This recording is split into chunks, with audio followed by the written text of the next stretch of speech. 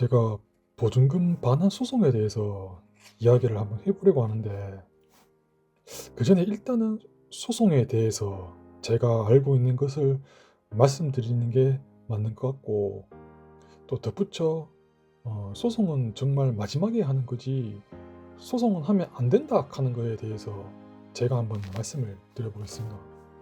변호사 업계에 가면 이런 얘기가 있습니다.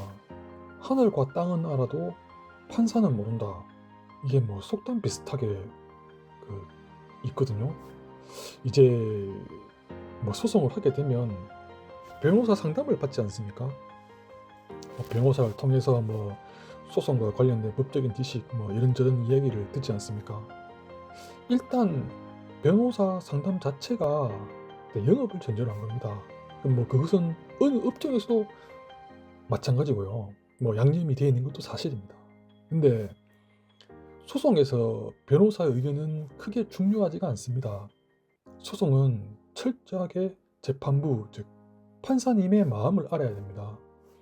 제가 일전에 빌리브 헤리티지 관련한 판례를 분석을 했습니다. 제가 뭐 아주 상세하게 한 건 아닌데, 변호사 상담 전에 판례부터 분석해 봐야 된다 이런 의미에서 제가 그렇게 한번 해봤는데, 저는 그걸 매우 중요한 이야기를 했다고 생각을 하는데 조회수가 안 나옵니다. 그게 뭐 어디 가서 1,000만 원, 2,000만 원 쓰는 것보다 이게 더 중요한데, 여튼 그렇습니다. 그래서 저희가 이제 민사소송법 이런 거 공부할 때 뭐 변론주의, 뭐 주장, 입증 책임, 뭐 반박 이런 거 배우지 않습니까? 근데 그것은 이제 책에서 나오는 이야기입니다. 현실은 이제 속된 표현으로 관심법입니다. 그러니까 재판부의 마음을 알아야 된다는 거죠. 오늘 보니까 국민의힘 김기현 대표님입니까? 이제 한 소리 하셨거든요. 헌법재판소에 대해서 이제 관심법 쓰지 마라. 이게 이제 이런 얘기도 이제 본인이 판사 출신이니까 이걸 이제 언론에 대놓고 하실 수 있는 겁니다. 뭐 그래서 뭐 현실은 이제 관심법이다. 뭐 그걸 제가 말씀드린 거고, 변호사 상담을 할 때도 마찬가지입니다. 그러니까 뭐 영업을 잘하는 그러니까 소위 상담을 잘하는 변호사보다는 뭐 제가 생각하기엔 그렇습니다. 그러니까 재판부의 마음을 잘 아는, 즉 관심법을 잘 이해하는 변호사가 유능한 변호사라고 생각을 합니다. 근데 그럼 관심법을 우리가 어떻게 아나? 근데 뭐 다른 거 없습니다. 해당 사건과 유사한 판례, 재판부의 판례를 찾아보는 수밖에 없습니다. 그래서 재판부의 판례를 찾아보면서 재판부가 좋아하는 문구가 뭔지, 강조하는 게 뭔지, 물론 이제 실제 이 사건을 정확하게 알려면은 이제 판례로는 부족하죠. 준비 서면하고 참고 서면까지 다 봐야 하는데, 그거는 지금 당사자하고 법원 내부만 빼고는 저희가 알 수가 없습니다. 그러니까 결국 저희가 할 수 있는 것은 재판부의 판례를 찾아보는 수밖에 없습니다. 그래서 왜 주변에 보면 뭐 이런 거 있지 않습니까? 변호사 상담을 듣고 와서 그 말을 전적으로 믿었는데, 그러니까 나중에 재판하고 보니까 엉뚱한 결과가 나오더라. 그러면 뭐 변호사가 틀린 말을 했느냐? 아니거든요. 변호사 나름의 어떤 법적 지식을 바탕으로 원리적이고 논리적인 얘기를 했을 겁니다. 근데 이제 접근이 잘못됐다는 거죠. 그러니까 현실하고 맞지 않는 걸 했다는 겁니다. 그럼 여기서 저희는 어떻게 해야 되냐? 소송을 한다면 소장에 송달이 됩니다. 집으로. 소장에 보면 이제 밑에 재판부 연락처가 나옵니다. 그러면 이제 거기에 전화를 해서 이제 판사님 이름 물어보고, 또 변호사를 선임을 하더라도 전자소송 사이트를 통해서 이 사건 진행을 우리가 알아야 됩니다. 그러니까 변호사한테 전적으로 맡길 것이 아니라 전자소송을 하려면 별도로 부여되는 고유 번호가 있습니다. 그거 역시 소장에 나온 연락처에 전화를 하면은 전자소송을 할 수 있게끔 한 그 고유 번호를 이야기해 줍니다. 그 고유 번호가 있어야 저희가 사건을 볼 수가 있습니다. 이거 뭐 당연한 얘기지 않습니까?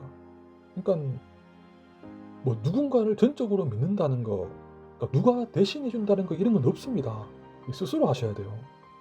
그럼 이제 원래 제가 하고자 하는 이야기로 돌아가서 지금 보증금 반환 소송이 이제 문제되는 거는 뭐 한 가지 아닙니까?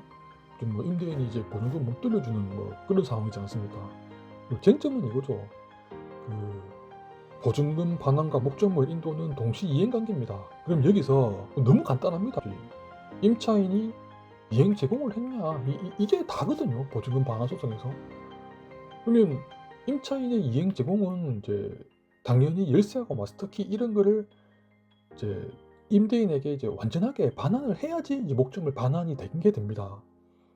근데 그 한때 유튜브에서 유행했던 게 이제 보증금 반환 소송에 있어서 특별 손해와 관련된 이행 제공입니다. 그러니까 임차인이 임대인이 돈을 돌려준다는 그 말을 믿고 새로운 계약을 진행을 했는데 이제 집주인이 돈을 돌려주지 못하게 되는 상황입니다. 그러면 이제 임차인이 내는 계약금이 몰취가 되는 거죠. 임차인 입장에서 계약금이 몰취가 되는데 이제 임대인이 이제 적반하장으로 나온다는 겁니다. 그러니까 임차인이 목적물을 인도하지 않았으니까 나는 돈을 돌려줄 수 없다. 그러니까 이런 경우에는 이행 제공이 이제 뭐 열쇠를 하고 뭐 비밀번호 마스터키를 반환하고 이것이 아니라 이제 이행 제공을 넓게 보는 겁니다. 이때는. 그러니까 임대인의 어떤 적극적인 의사가 있었고 그 의사를 바탕으로 임차인이 새로운 계약을 했고 그 계약금이 몰취되는 그런 상황이었다 하면은 어떤 임차인이 그 목적물을 반환할 준비만 했어도 이행 제공이 되었다라고 이제 법원에서 판단을 한다는 거죠. 그래서 이게 이 이행 제공이라는 것이 사실 답이 딱 나오는 겁니다.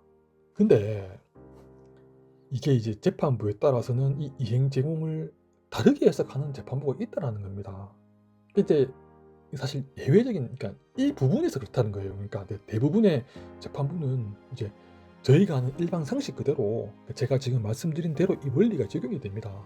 뭐 관심법에 대해서 말씀을 드렸으니까 그러니까 뭐 특정 사건과는 무관하게 뭐 법원에 대한 얘기를 조금 해보면 이제 우수법관 제도라는 게 있습니다.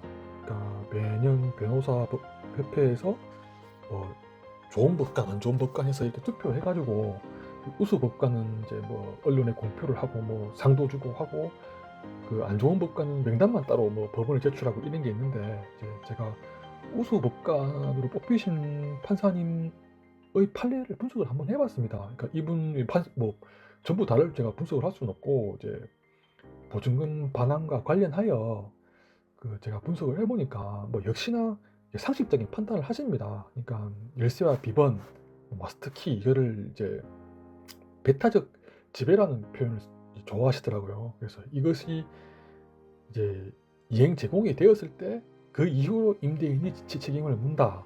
이 판사님은 이게 명확하게 나와 있습니다. 근데 이행 제공을 그렇게 안 본 판례가 있더라고요. 그러니까 뭐 더군다나 이게 고등법원까지 간 판례입니다. 참 이게 지금 정치적으로 민감한 시기인데 좀 얘기를 드려보면 이제 뭐 1심 재판부가 내린 판결을 이제 고등법원이 그대로 인정한 판례인데 그 2심 재판부의 판결이 저는 조금 제가 납득할 수 없다라고 생각을 해서 그 판사님 이름을 제가 봤는데 그 요즘에 언론에 나오는 그 마은혁 판사님 이름이 나옵니다. 그러니까 그 이 판례는 그렇습니다. 이행 제공을 넓게 보고 있습니다.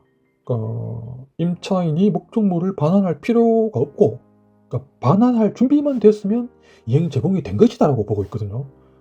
그리고 지체 책임이 발생하는 동안에 뭐 임대인이 집을 거래하기 위해서 집을 좀 보여달라 이것도 보여줄 필요가 없다 이런 판례입니다. 좀 이해가 안 되고 물론 또 제가 정확하게 또 잘 알 수가 없는 겁니다. 그러니까 그 아까도 말씀드렸다시피 준비 서면하고 참고 서면까지 다 봐야지 이 사건을 정확하게 알 수가 있거든요. 근데 뭐 제가 그것은 알 수가 없고 지금 관심법에 대해서 이제 뭐 판례를 찾다가 보니까 또 하필이면 또 이걸 찾아보는데 지금 언론에 자주 나오시는 판사님 이름이 나오길래 그리고 또 사실 이 판례 그 표면적인 내용만 두고 봤을 때는 사실 이해가 잘 안 되는 판례입니다. 그 실제로 소송을 하게 되면 금전적인 손실 뭐 이런 것도 있지만 정신적인 손실도 굉장히 큽니다. 그 제가 드리는 말씀은 그 재판은 하면 안 된다는 겁니다. 그리고 또 이 재판 결과라는 것이 이제 사람이 하는 일이기 때문에 전혀 생각지 않은 돌발 사항이 있을 수도 있습니다.